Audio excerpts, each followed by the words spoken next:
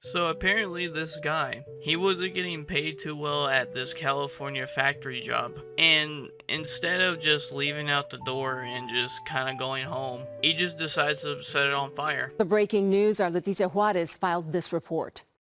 If you're not going to pay us enough to live or afford to live, at least pay us enough not to do this. Arson investigators say this video posted to social media is part of their investigation into the warehouse fire early Tuesday morning in Ontario.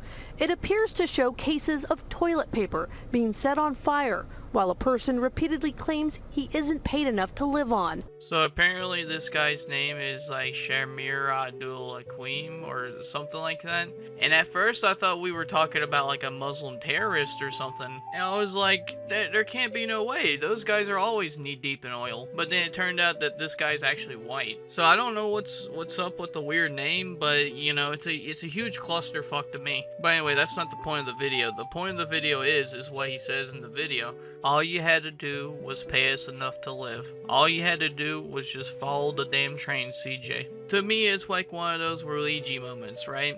Where it's kind of like, yeah, you're right.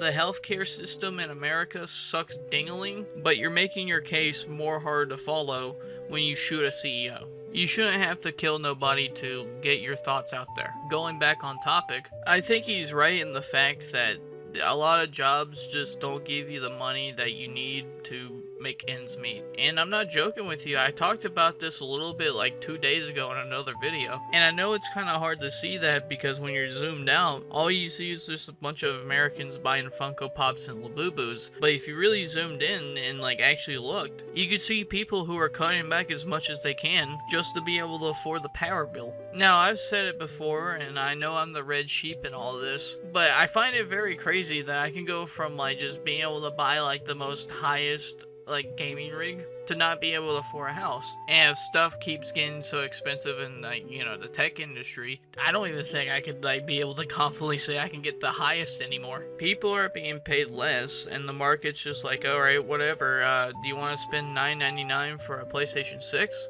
Which if that ever happens, just get a PC at that point. You're gonna spend a lot more money on a gaming PC, but when it comes to the PlayStation 6, your PC is gonna last more longer than a PlayStation 6. And that console hasn't even came out yet. Anyway, I'm getting off tangent, but he is correct. But the thing is, what was the conclusion? What was the end goal in burning down a whole factory? Did he just think that once he burned down this factory, the CEOs are gonna be like, ah man, we sure gone fuck this one up, guys. I guess we're gonna have to give everybody wages. It doesn't work like that.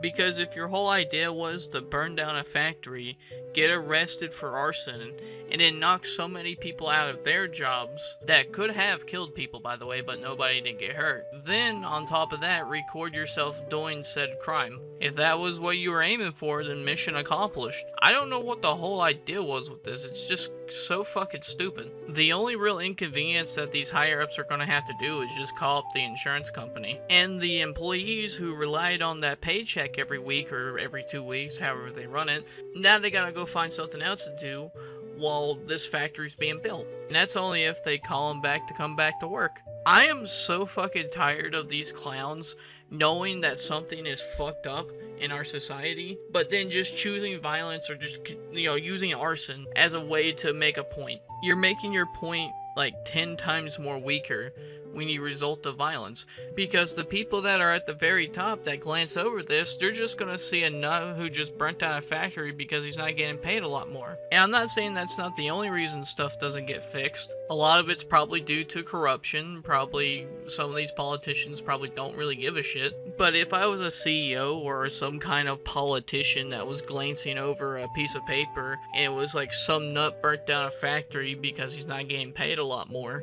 then I would just say, well, that guy's crazy.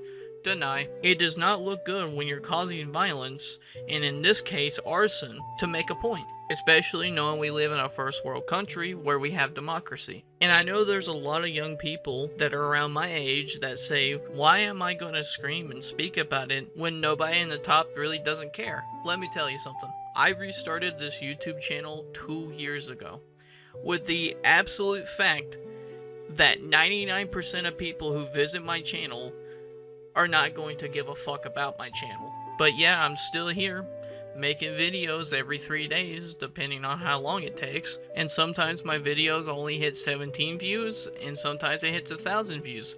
But most of the time, it's usually 17. Either that or I just say something stupid and I lose a subscriber. But it doesn't matter because I don't give a fuck back. Hell, most of the time when I get a hate comment nowadays, I just comment and I just repost it on my community post. And sure, it might only get 9 likes, but that's 9 people who agree with me.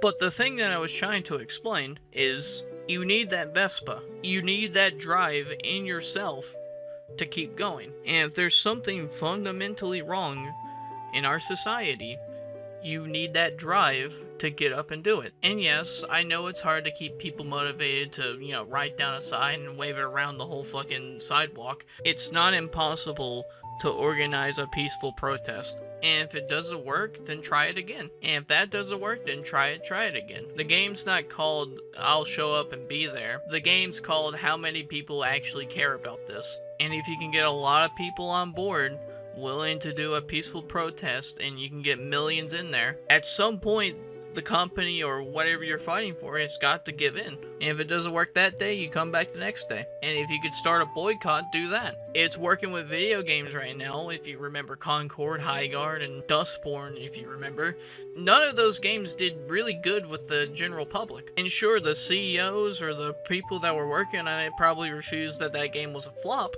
and they're gonna try to keep on doing it. But at some point, the money will run dry. It will take a really long time, but there will always be an ultimatum. Either A, they're gonna have a meeting to keep their company afloat, or B, they're gonna have to sell their whole entire company to Tencent. My conclusion is he right when he says, I'm not being paid enough to live? Yes. Is it in his right to burn down a factory because he feels like the money that he is given is not enough for him to live? No. And that's pretty much it. Like, comment, subscribe, skilly boppity boop. I'm out.